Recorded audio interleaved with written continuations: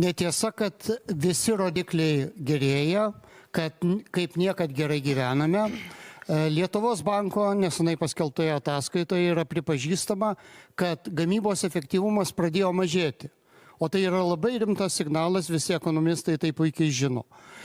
Taip pat palyginkim 22 ir 23 metų BVP, bendrai vidaus produktą tenkantį vienam gyventojui. Tai 23 metais tas rodiklis sumažėjo. Ir ką reiškia, jeigu dar įvertinti infliaciją, tai reiškia, kad šalies gyventojai stumiami į skurdą.